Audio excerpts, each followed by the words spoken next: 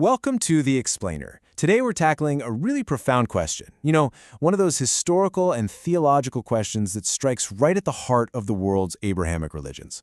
What if the belief systems that gave us strict monotheism didn't actually start out that way at all? Okay, so here's our game plan. We're going to start by setting up this central paradox. Then we'll look at the case the critics make, the argument for early polytheism. After that, we'll dive into a really powerful counterargument. And we'll finish up by asking why this ancient debate still matters so much today. So, when you boil it all down, the question is actually pretty simple. Did the religion that gave the world this idea of strict monotheism, did it actually begin by acknowledging that, multiple gods exist? Okay, so let's make sure we're all on the same page. Let's just quickly define what we're talking about. Monotheism, right? That's the belief that there's only one God. And then you've got polytheism, which is the belief in or worship of many gods. The whole paradox, the whole puzzle, is that you can find what looks like both ideas in the same foundational texts. All right, section 1, the ancient paradox. So here it is, the central contradiction. While ancient Judaism is famous for its monotheism, its own sacred texts, they contain certain phrases that critics point to as clear evidence of polytheistic beliefs. Okay, moving on to section 2, the critics' case. So on one side of this whole debate, you have rationalist critics who argue that, look, ancient Judaism just didn't start out as purely monotheistic. It was an evolution. So what are they really claiming? Well, they propose that the belief in one God was actually a later development. That early on, the God of Israel was seen more like a chief god, Kind of like Zeus in the Greek pantheon. The big boss for sure, but not the only divine being in the universe. The proof, they say, is right there in the Torah itself. And the critics' central piece of evidence, the thing they point to over and over, is this very specific phrase from the Hebrew Bible, Elohecha Elohim. And their interpretation is, on the surface, very straightforward. They say Elohe ha-Elohim translates to God of the gods. And, their argument is simple. If the text says God of gods, it must mean there were other gods for him to be the God of. It seems like a pretty open and shut case, right? But, okay, now for the other side. The author of our source offers a radically different interpretation. And it all starts with this powerful philosophical principle for how we should judge any system of belief when we run into apparent contradictions. And the crucial point is this. A system of belief should be defined by its highest spiritual achievement, its peak. Any of these so-called polytheistic elements, they aren't the core truth. They're just signs of the public's struggle to maintain that incredibly high level of faith. You judge a philosophy by its best expression, not by how its followers sometimes fail to live up to it. Yeah, this idea suggests that once humanity reaches a certain spiritual height, it doesn't just fall all the way back down. That truth doesn't just get extinguished. The peak is what defines the potential of the whole system.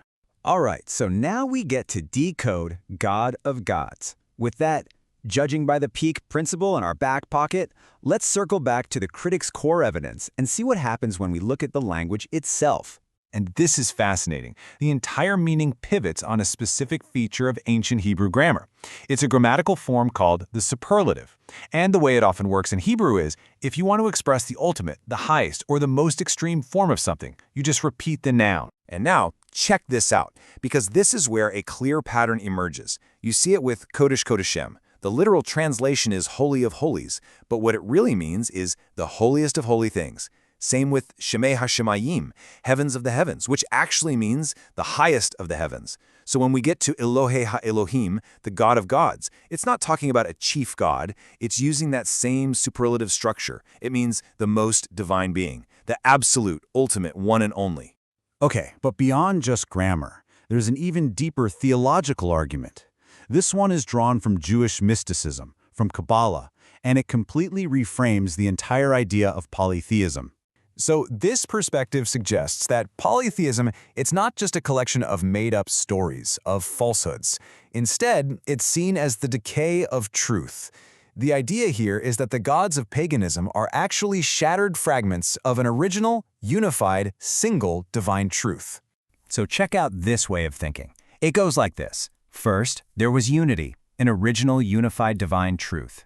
Then there was a shattering. This truth became fragmented and its pieces were scattered among different peoples. That's what polytheism is. But here's the key.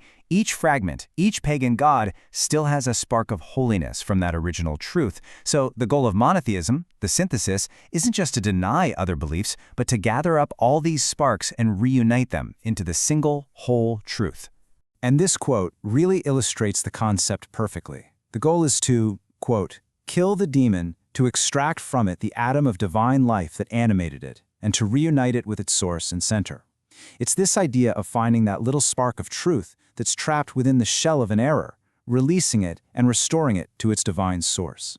Now, this whole thing might seem like a really abstract academic debate, but the author argues that its implications, well, they're monumental for all of humanity. I mean, what's really at stake here? Well, it's the authority of the Hebrew revelation. It's the foundational roots of both Christianity and Islam. Really, it's the entire religious future of humanity. If the critics are correct, then the very foundations of the world's three major monotheistic religions are seriously called into question. This powerful metaphor of Sisyphus really captures the stakes. The idea is that if the critics are right, humanity is, quote, doomed to begin everything anew, to roll perhaps for eternity like Sisyphus the heavy weight of its aspirations without reaching the hoped-for summit. Without this foundational revelation, humanity is just left to endlessly struggle for spiritual truth without ever actually reaching its goal. And so that leaves us with a final, really big thought to consider. When we evaluate any idea, any philosophy, or any religion, should we define it by its highest, loftiest ideal, or should we define it by the common practice of its followers on the ground? The answer to that question, well, it shapes how we see our history, and ultimately, how we see ourselves.